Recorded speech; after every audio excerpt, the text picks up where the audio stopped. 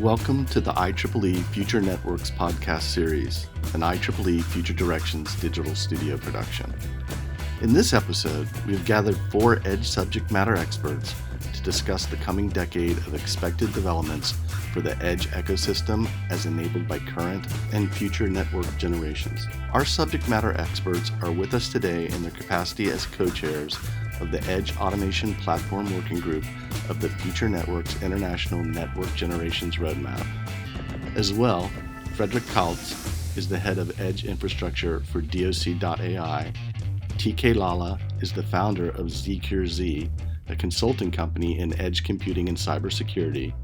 Prakash Ramchandran is the founding director and secretary of the Open Technology Foundation, and Sujata Taibrala is the One API Worldwide Community Development Manager at Intel.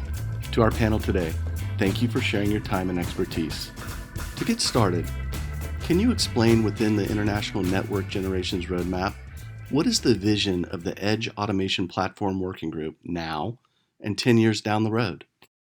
So our working group vision is to capture ongoing infrastructure and edge service transformation that is occurring across the globe. And we want to enable the edge ecosystem by promoting interface between hardware and software modules that make the edge platform easy to build, operate, and consume through provisioning and lifecycle automation. So we want to make things easy for the edge application developers so that they can work on different hardware and can make use of software without worrying about the underlying interfaces. The changing ecosystem landscape has widened the scope of our working group to cover edge native services in 2021. So we are likely to continue on this innovation path over the next several years as edge takes over the cloud. We will see more and more microservices and container takeover as part of edge as a service. And further along, we are seeing that serverless computing with AI, machine learning, and deep learning would play an important role by the 5th year. Eventually, we will see emergence of local utility computing with disruption coming from quantum computing by year 10. So in summary, edge, microservices, micro data centers, cloud, all working in tandem and covering different hardware and software modules. Thank you. So this is TK. So to add to that, basically, the core or the crux of the edge computing lies on the low latency. It's really ultra low latency and super high bandwidth. And both are being fostered now by the 5G and the upcoming 6G, as people are noticing. And why does ultra low latency matters? Because there are many applications that we have seen that they are really dependent on a just-in-time type of computing. So in other words, all the computing needs to be done right now when it's needed and so forth. And proximity-based computing, if we can bring the computing power to the closer to the utilization and also the generation of the information, then it solves a significant amount of latency problem. There's just still other problems associated with the computing itself, and which is also changing the computing paradigm. Computing paradigm is changing to the photonic computing and also quantum computing, as the previous speaker, Sujata, mentioned. So all these things coming together to harness basically the capitalize on the ultra low latency and super high bandwidth of the network that we are seeing in the evolving in the horizon. And one of the key things in the edge computing is, as we have moved to the application basically moving to the containerized domain, containerized infrastructure rather, and also microservices as well as serverless computing. Um, these all require to work very closely with a very low latency environment. But however, they require more and more from the scalability perspective, distributed over multiple compute sources. And the edge computing, it brings the computing resources closer. However, the additional resources that are needed for the scalability purpose requires adjacent nodes or even the hybrid cloud environment to be incorporated when you are trying to scale out either vertically or horizontally. So all these things require pose a significant challenge as far as how to distribute this structure, infrastructure of containers and microservices to work properly or to provide a service to the end users. And so these are the vision that we have to how the edge computing is going to evolve in the beyond even 5G and moving to the 6G, where the terahertz or at least hundreds of gigahertz spectrum translating to the terabits per second in the digital domain is going to materialize, which brings the ultra high bandwidth, but at the same time, a very low latency um, environment, less than 100 microseconds and 10 microseconds, and even closer to the 1 microsecond capability at some point. So we are embarking on this path, and we are hoping that the industry is going to be moving fairly fast on this, and we see that is already happening, and we're going to know a lot more as we move along. So, how do you see evolution for the scope and demarcations for edge computing in the context of cloud and hybrid computing? Prakash here. I will take this. So, what we see is in the evolution of edge, we look for similarities and dissimilarities with respect to cloud. Now, cloud has proliferated with different players starting from Amazon, Google, Microsoft, Tencent, Alibaba, and various regional and national government portals too. So, with variety of deployments and architecture, we tend to call them as multi-cloud, hybrid cloud, and talk about the interoperability, portability of the workloads. So, in that context, uh, where is the edge? And edge with respect to cloud and the hybrid cloud. So, when we look at the various locations, it ranges from anywhere close to the user up to the core, the 5G core, let's call it, or the provider core. So, then the question comes, how do we call what type of form factors do we need for them for serving the applications from the edge or services from the edge. So the form factor depends whether you are at the IoT gateway, which is closest to, you can do it IoT gateway at your home, or it could be aggregated in the network somewhere nearby, or it could be at the power poles where you see a lot of applications related to vehicle transportation systems, intelligent transportation systems. Then you go to enterprise a bit further, and essentially the gateways can be placed for the edge anywhere called near the provider, far from provider, far from provider, into IoT gateway, etc.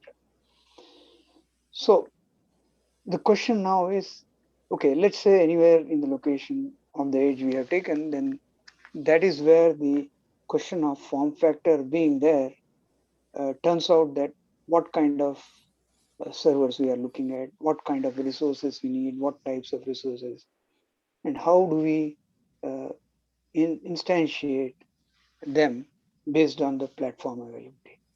Therefore, there is definitely a split between the underlay and the overlay. And so, from the edge computing context, what we see is the 75% of all the data consumed in range of 2024 25 we are going to see at the CAGR of around 10 to 12%. The most of the workloads that is currently handled by cloud will move to edge, or essentially even if the cloud handles what it handles, still the edge will have huge amount of data being handled by the applications and the services. And so in the scope of things, we have seen in this year that the clusters and nodes have become the common factor for the standardization for the EAP platform as a framework for us. And this is where we are here at this time. And when we move from here towards delivering other services, we need to worry about the model, what we are using, who controls who, like what is the control plane, what is the management plane, how are we handling the user data plane, whether it is the edge native services using the edge UPF user plane function or core 5G user plane function. So the changes that are happening in the front hall, mid hall, and the back hall, called as X hall, is accelerating what we need to do at the edge. So the scope has widened, and I think in the coming year, setting the context, we will be working on the edge service platform framework for the 2021, whereas we finished with the edge automation platform for in 2020. TK, you want to add something here? Um, just very little, basically. I think you covered it well. The key thing is, again, the infrastructure. What we're noticing is that there will be new technologies that will be coming up, both on the software side and also in the hardware side. We are already seeing some very key in-memory type of computing, those kind of things, and also liquid software, this kind of architecture that will be happening, I think will help our evolution in the forward, going forward.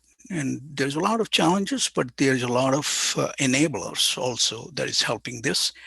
And we're seeing tremendous amount of growth or progress in these areas. And I think it's happening a lot faster than it used to be.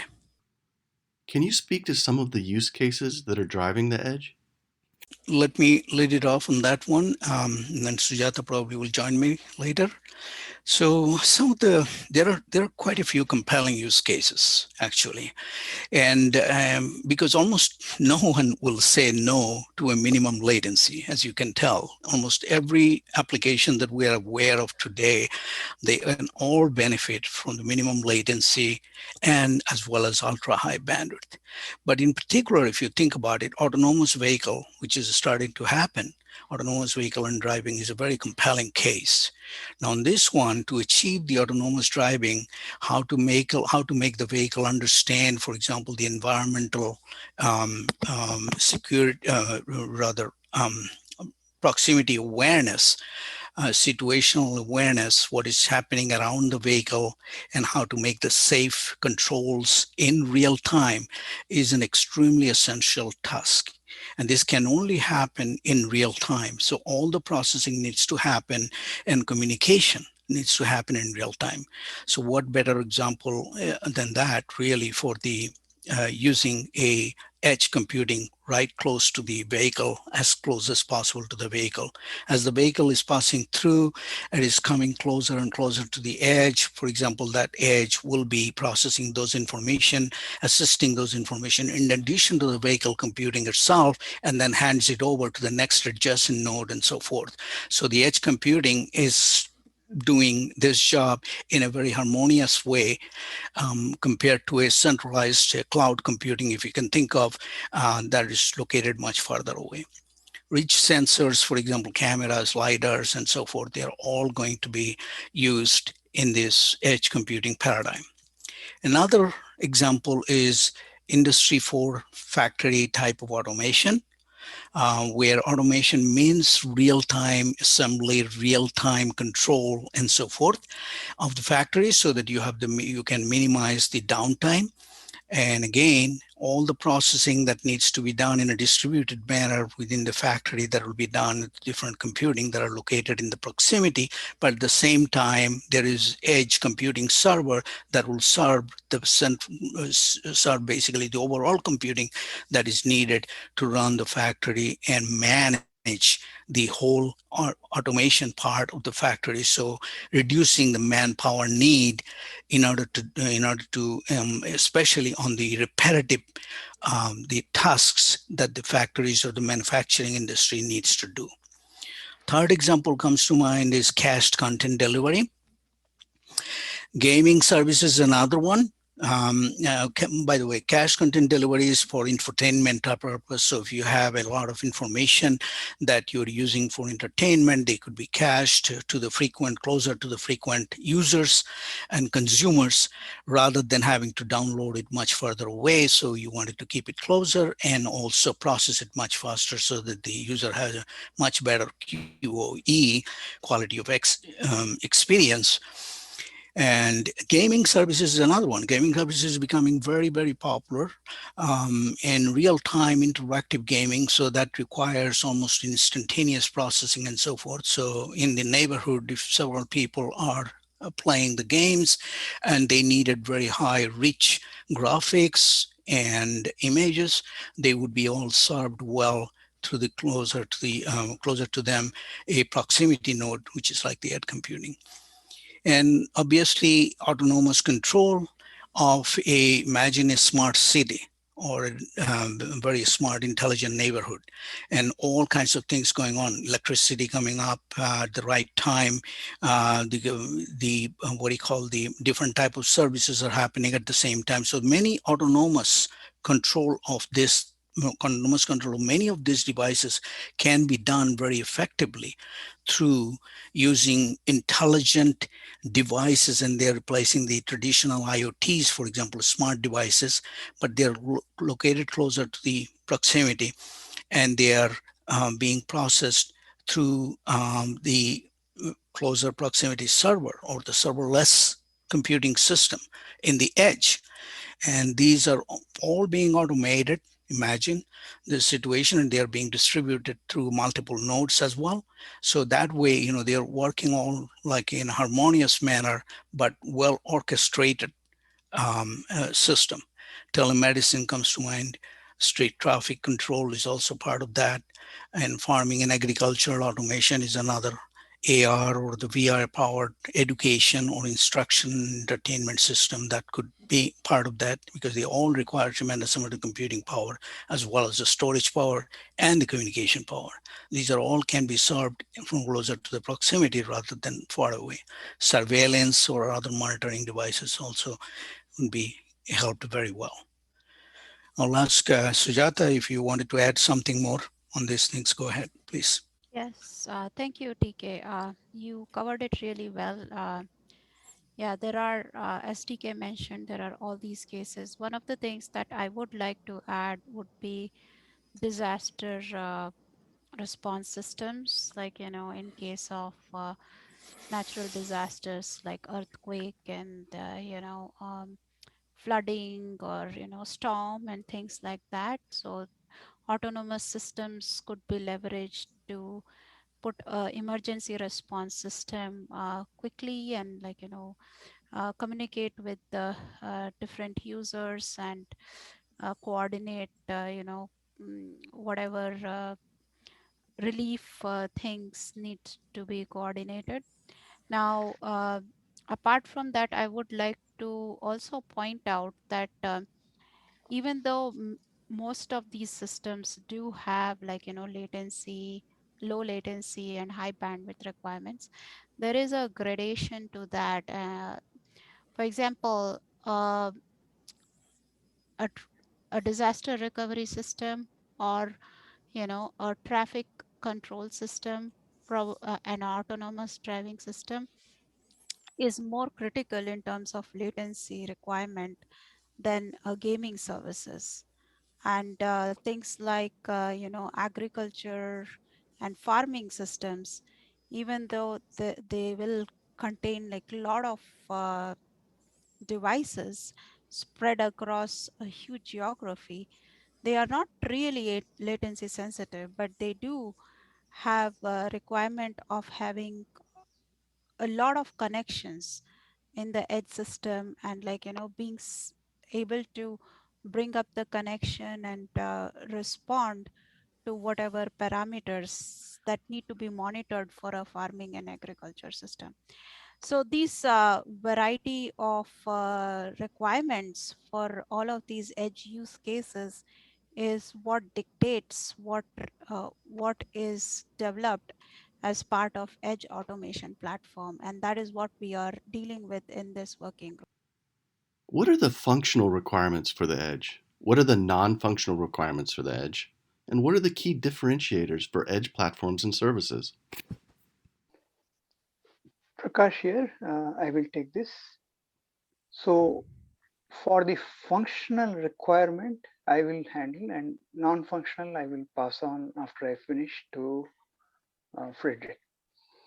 On the functional requirement, if you look at the essential uh, partition between the underlay and the overlay, the underlay deals with the platform to infrastructure, and overlay we talk about the functionality, service functionality. So since there are multiple services, from the use case we heard from both TK and Sujata, there are a variety of services, and each service has a different need for resources, and the functionality themselves differ. So let's start with the IoT use case. If it is a IoT use case, if the data uh, is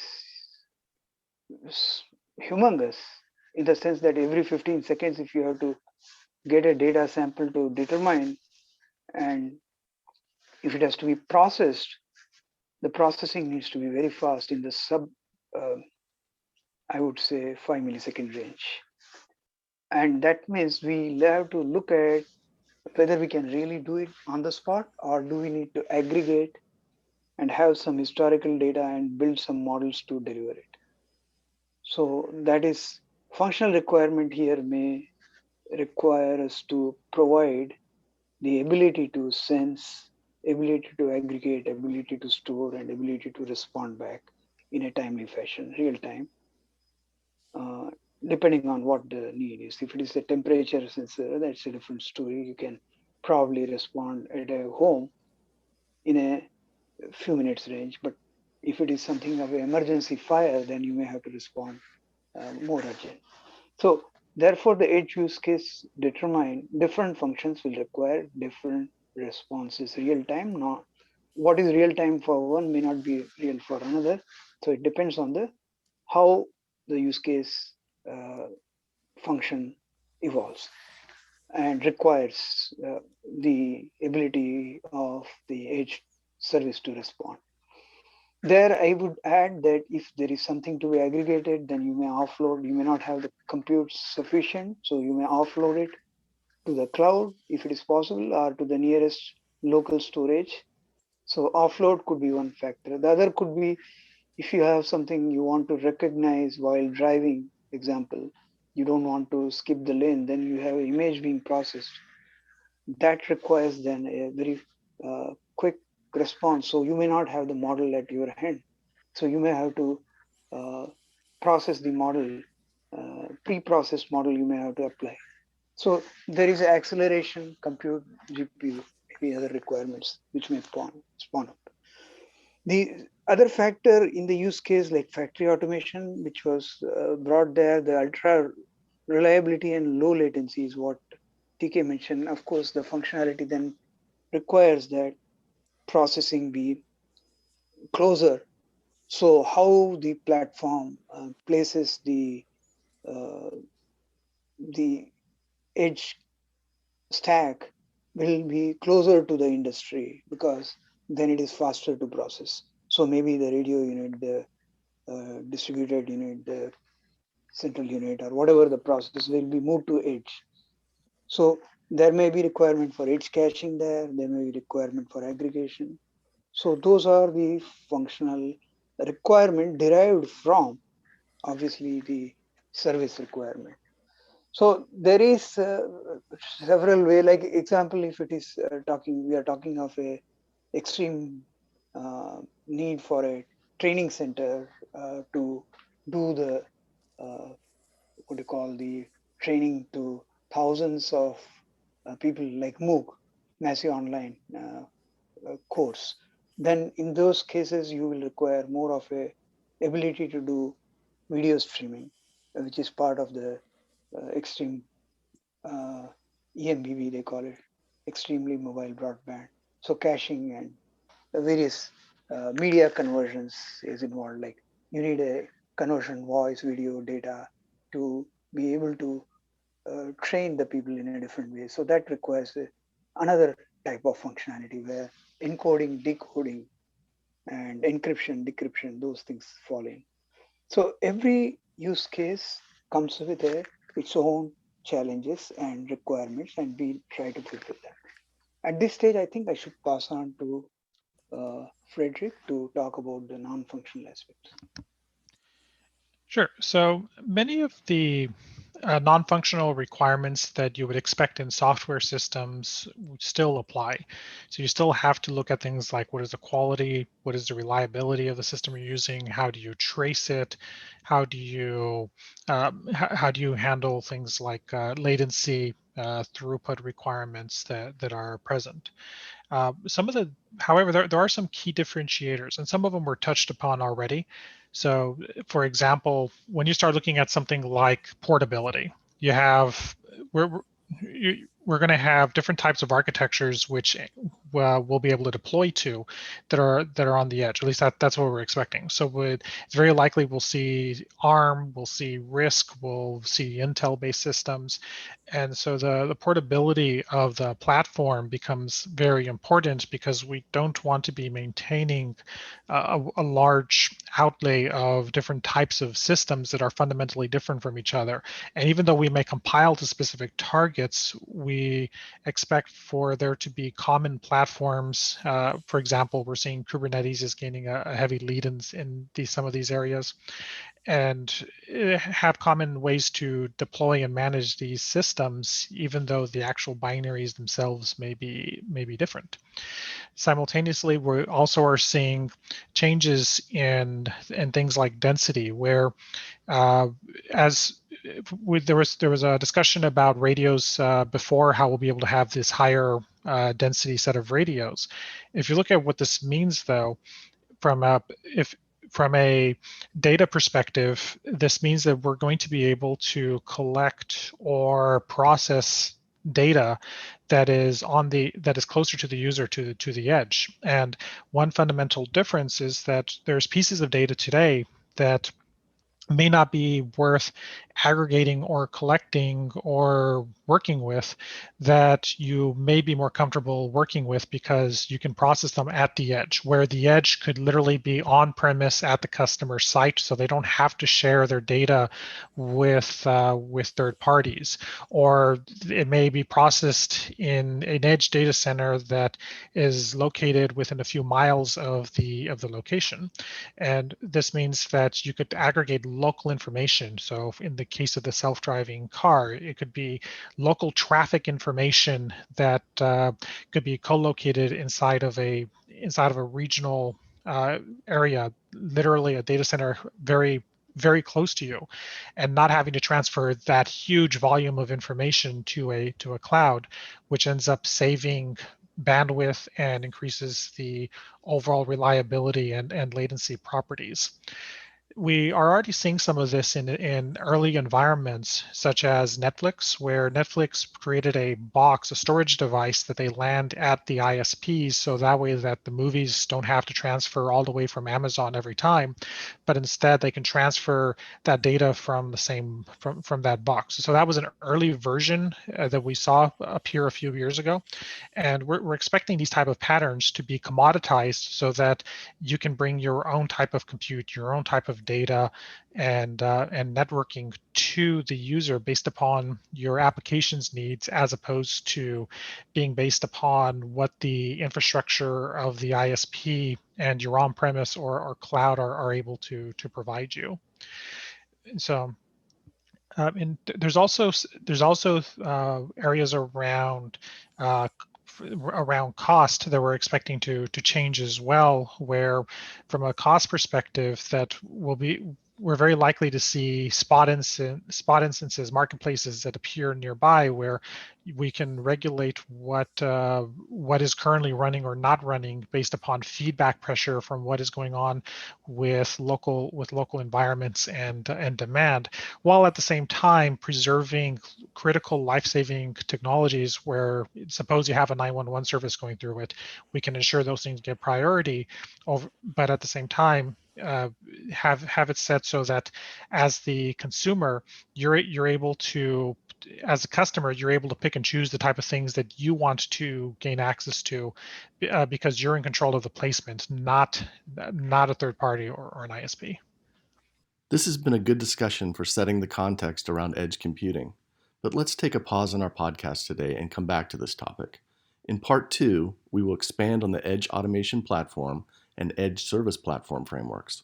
To close this first episode, let's check in with Sujata to tell us where people can go if they are looking for more information on the topics we've discussed today, and to discover how they can participate in these efforts.